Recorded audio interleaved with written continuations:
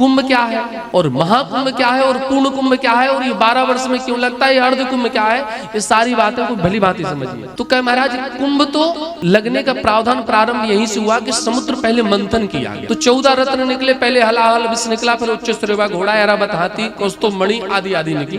अंत में धनवंतरी जी महाराज धनतेरस के दिन, जिस दिन दिवाली के एक दिन पहले धनतेरस मनाते हैं, आप लोग चम्मच कटोरी खरीदने में हीरे जवाहरात में उलझ जाते हैं।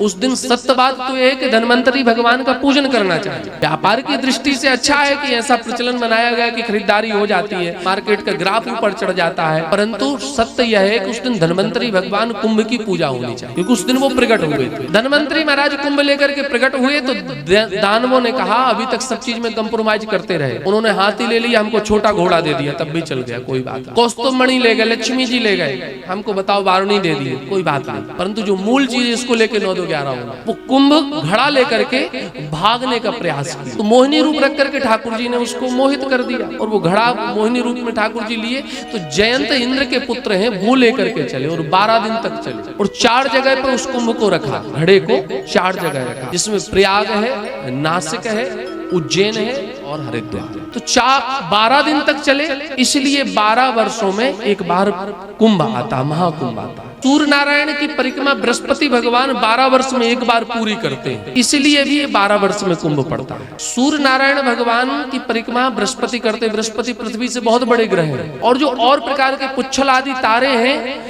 वो बृहस्पति के ही कारण पृथ्वी तक नहीं आ पाते, इसलिए पृथ्वी की सुरक्षा रक्षा होती रहती है। तो हम बृहस्पति भगवान को प्रसन्न करने के लिए, उनको धन्यवाद देने के लिए, उनको थैंक यू बोलने के लिए ये 12 वर्ष बाद के आपने हम करी रक्षा की 12 वर्ष तक, तो हम उनको याद करते हैं। नासा वाले कहते हैं कि हम लोग कुछ नहीं जानते। अब उनको ये कौन बताए कि कुंभ आज की परंपरा नहीं है, अनादि है, प्राचीन है, बहुत पुरानी है। तो 12 वर्ष में सूर्य की परिक्रमा बृहस्पति करता है, इसलिए 12 वर्ष बाद महाकुंभ लगता है। अर्धकुंभ लगता है तो अर्धकुंभ 6 साल में लगता है, ये 2 ही जगह लगता है, हरिद्वार लगता है या नासिक लगता है या प्रयाग लगता है। परंतु जब भी कभी पूर्ण कुंभ लगता है तो ये 12 साल में लगता है। अर्धकुंभ तो 6 साल में हो गया और 12 साल में हो गया पूर्ण कुंभ, और कहीं महाकुंभ हो गया 12 वर्ष 12 बार बीत जाए, 12 वर्ष 12 बार बीत जाए, तो 12 गुणे 12 करो तो कितना होगा, 144 साल। तो ये जो कुंभ इस समय पड़ रहा है, ये वो तिथि है, वो समय है, वो घड़ी है, वो मुहूर्त है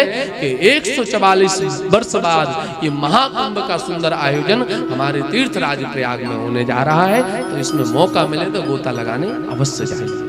ये कुंभ की अवधारणा।